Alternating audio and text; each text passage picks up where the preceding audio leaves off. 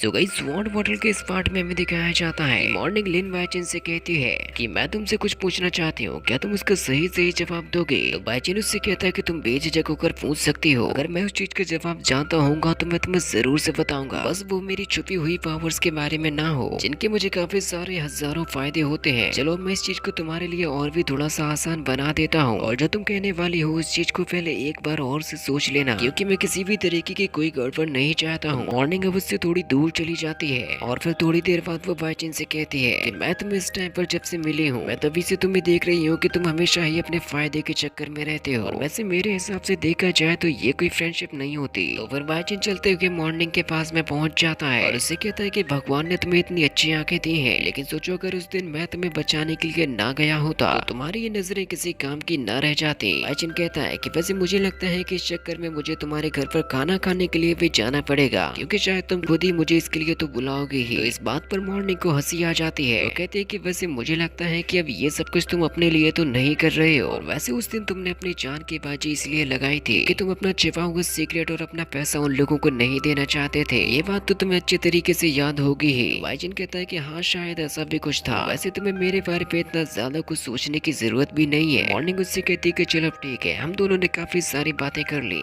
लेकिन एक बात तो मैं तुमसे दावे के साथ में कह सकती हूँ कि जब कभी भी तुम्हें मेरी जरूरत पड़े, बात तुम्हारी जान पर आ जाए, तो उस वक्त मैं तुम्हें अपनी जान देकर भी बचाऊंगी। भले ही चाहे तुम मुझे ना बुलाओ, लेकिन मैं तुम्हारे पास में आ जाऊंगी। तो बाइचिन उससे कहता है कि अब तो मुझे ये सीरियस मामला लगने लगा है। बाइचिन कहता है कि वैसे ऐसा मौका तो मैं कभी भी नहीं आने दूंगा, क्योंकि मैं खुद इतना काबिल तो हूँ ही कि मैं खुद को बचा सकता हूँ, ना कि मुझे किसी लेडी की मदद की जरूरत पड़े। मॉर्निंग अपनी घोड़ा गाड़ी में बैठकर अपने घर की तरफ रवाना हो जाती है। इसके बाद अब हमें समंदर से आते हुए एक काफी बड़े शिप को दिखाया जाता है, जो कि एक दूसरे शहर से यनमैंग सिटी की तरफ आ रहा था। उस शिप का मास्टर कहता है कि हम लोग बहुत ही जल्दी यनमैंग सिटी में पहुंच जाएंगे, जहां पर काफी सारे अलग अलग शहरों से और भी सारे लोग आते रहते हैं। इसके बाद अब हमें अगले ही सीन में लिन बाइचिन को दिखाया जाता है, जो कि अपने बेड पर लेटा हुआ सो रहा था, और ऐसी नींद आज उसे कई दिनों बाद आई थी। और फिर वो जैसे ही सोकर उठता है तुरंत ही वहाँ पर अपने गोल्ड कॉइन्स को उठाकर अपने सेलफोन को चार्ज करने के लिए लगा देता है, जिससे कि उसके अंदर पावर और डेटा दोनों चीजें आ चुकी थी, और मोबाइल भी अपडेट होना स्टार्ट हो जाता है। सिस्टम का एआई उससे कहता है कि आप मेरी इसी तरीके से सेवा करते रहिए, मैं आपके सभी कमांड्स को फॉलो करते रहूंगी। बाइचिन उससे कहता है कि मैं सब कुछ समझ गया, और फिर वो उसको अपने हैंड पावर से भी एनर्जी देने लगता है, और मोबाइल का वर्जन डाउनलोड हो जाने के बाद वो वहाँ पर अपडेट होने लगता है। जिसके बाद फिर बाइचिन वहीं पर लेट जाता है, और फिर हमें अगले ही सीन में बैटल ऑफ द सन के कॉलेज को दिखाया जाता है, जहाँ पर एक नए मास्टर मौजूद होते हैं, और वो कहते हैं कि ये लिन बाइचिन नाम का लड़का कुछ ज्यादा ही स्मार्ट है, उसके अंदर एक्स्ट्रा ऑर्डिनरी लेवल का टैलेंट है। जब से मुझे उसके बारे में पता चला, मैं उसके बारे में और भी ज्यादा जानना चाहता हूँ, क्योंकि मुझे इतना तो यकीन है कि उसके अंदर और भी कई सारे सीक्रेट्स मौजूद होने चाहिए। तो उसके पास में खड़ा हुआ बंदा कहता है कि हमें उसके बारे में जल्द से जल्द जांच पड़ताल शुरू कर देनी चाहिए, वरना हमें ऐसा टैलेंट और कहीं देखने को नहीं मिलेगा। तो मास्टर लाओलिन से कहते हैं कि वैसे मिस चेन यानी कि मेरी बेटी कहाँ है, जिसको लेकर उसके पास में कोई भी जवाब नहीं था। तो मास्टर कहते हैं कि वैसे कैप्टन चेन की इसमें क्या राय है, चेन तो इतने सालों से ये काम करते आ रहा है, लेकिन उससे तो एक छोटे से लड़के को तो नहीं संभाला गया। तो उसको बताता है